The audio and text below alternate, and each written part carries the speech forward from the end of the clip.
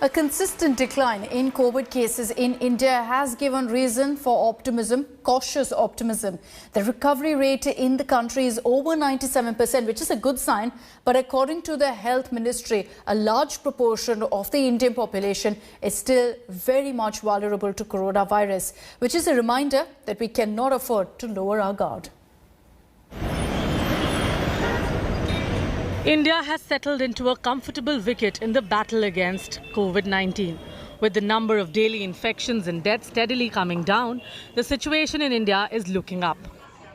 With more than 10.4 million recoveries as 15,853 patients cured in the latest numbers, the national recovery rate is now a very healthy 97.16%. In comparison to the USA, UK, Brazil and Russia, India's cases per million population is amongst the lowest in the world. But is India out of the woods yet? Let's be clear, the war on the virus is far from over. The government's message is, don't let your guard down. Going ahead, people need to maintain COVID-appropriate behavior. There is no cause for us to lower our guard. And you did refer to a third wave. When did we encounter the second wave? I thought we had one wave and a decline. Experts say one must not throw caution to the wind. India Today spoke to the top medical experts on what lies ahead for India's COVID-19 situation. And here is what they said. India reporting lowest cases, but third wave ahead. Just the fact that number of cases have come down, we should not be too elated about it. That will be too early, and therefore there is a guarded optimism, and guarded because we must continue COVID appropriate behavior even now. And simple things like wearing mask cuts down the risk of transmission enormously. Something like 90% risk is cut down by simple wearing a mask.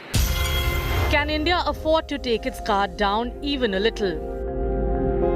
We will again reiterate that the three precautions which we were taking, number one is wearing the mask adequately at whenever we are going out of the homes.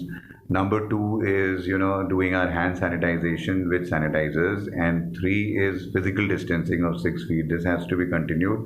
Along with that, we know that the vaccination process has started in this country. So that has to be continued as well. How long before India reaches herd immunity? India has certainly been very fortunate to have a drastic reduction in the number of cases since late October. Though there are many reasons that are attributed, none of the reasons have been scientifically proven.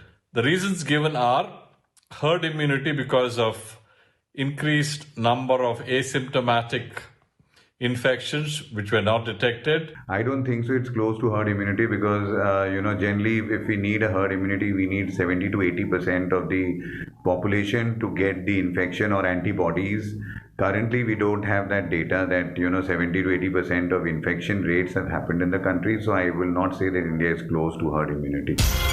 How long before India reaches herd immunity? Depending upon the R number, the herd immunity could be anywhere between say 60%, 80%, even 90% if the virus is very transmissible.